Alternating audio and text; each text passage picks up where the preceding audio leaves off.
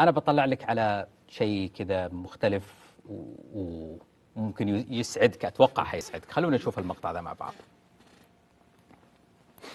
من بارحة الأولى وأنا ودي وجيب طواري منها شعر راسي وقف تزاحم الضيقات بالصدر الرحيب.